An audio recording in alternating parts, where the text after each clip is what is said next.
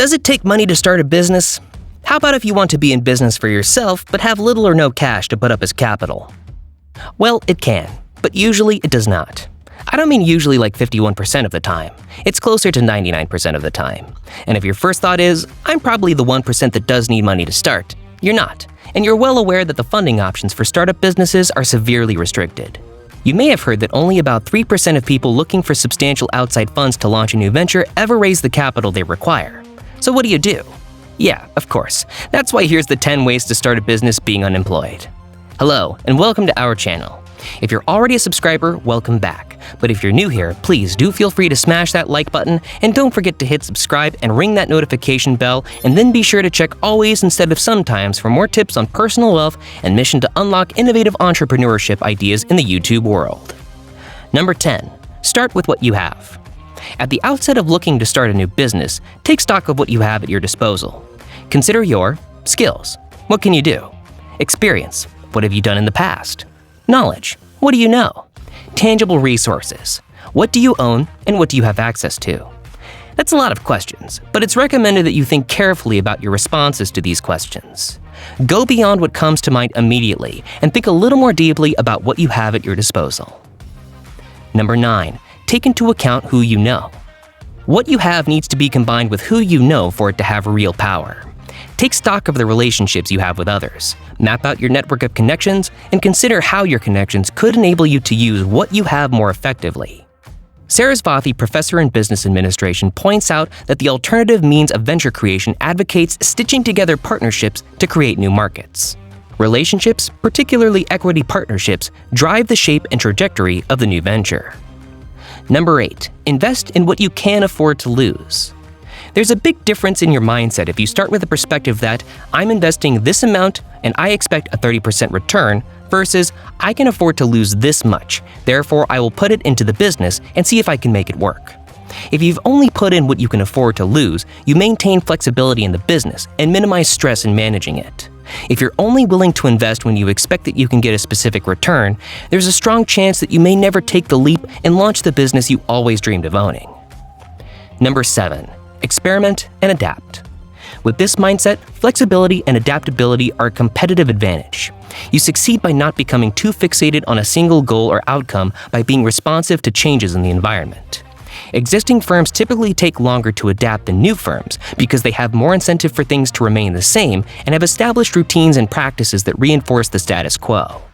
New firms are not tied to the way things have always been done, and thus entrepreneurs can benefit from shifts in consumer preferences, or shifts in technology, or changing legislation by realigning their business to take advantage of such developments. Number 6. Pivot. Use services to generate cash flow and fund product-based business.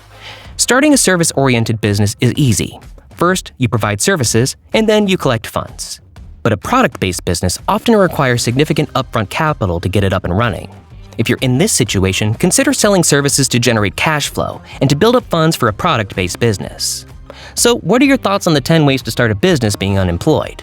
You're just in the middle of the video, so keep watching till the end to find out more and make sure you don't miss anything.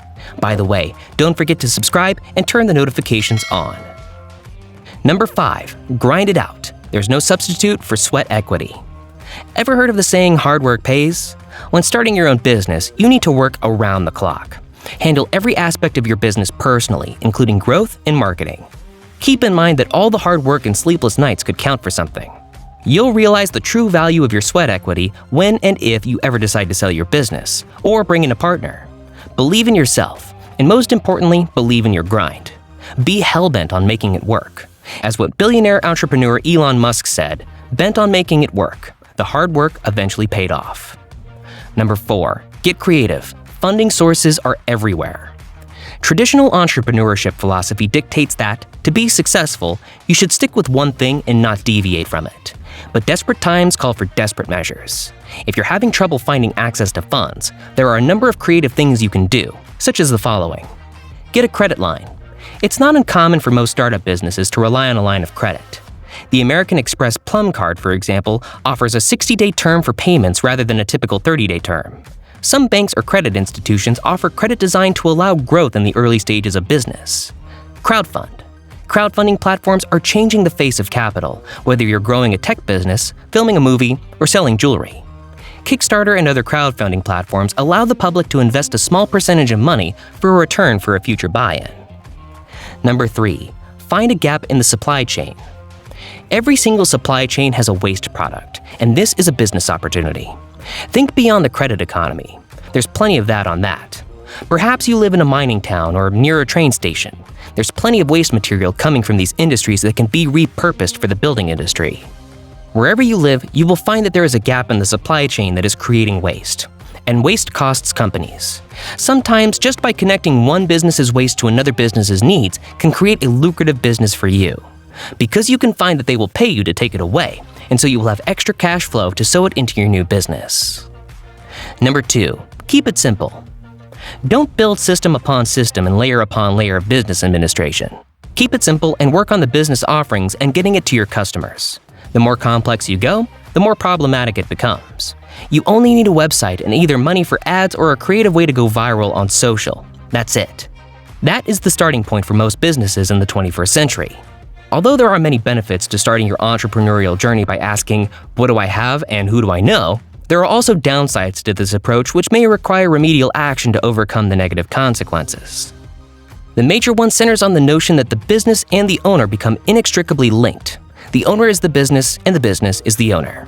To overcome these challenges, entrepreneurs should focus on codifying what they do and training others to be able to replicate it. They should also aim to systematize as much as possible in the business, creating systems and processes to do what they would otherwise have done. Number 1. Differentiate yourself. Small things make a big difference. Once you get $1 million in revenue, your odds of funding increase exponentially. Banks, for example, look at funding strictly from this perspective. Banks don't care what kind of company you are. They simply look at your profit or loss statement and make a decision. The small things are the players. What went wrong? What happened? And what we will do for the next time. The big thing is the loss. But any good coach will tell you that it's now history. It's over, and it's time to focus on what's next. The only real way to start generating revenue for your business is to roll up your sleeves and get to work. Despite what others may tell you, there's no easy shortcut to profit. But if you're confident and you have a product or service that people want, you can propel your way to the top by pivoting, grinding it out, getting creative, and differentiating yourself. Thanks for watching. We hope the ideas in this video stimulate your thinking. If you enjoyed this video, please leave a big thumbs up and subscribe to our channel to enlighten your curiosity and allow us to give you more of the best and finest content. Thanks for watching, and see you in the next video.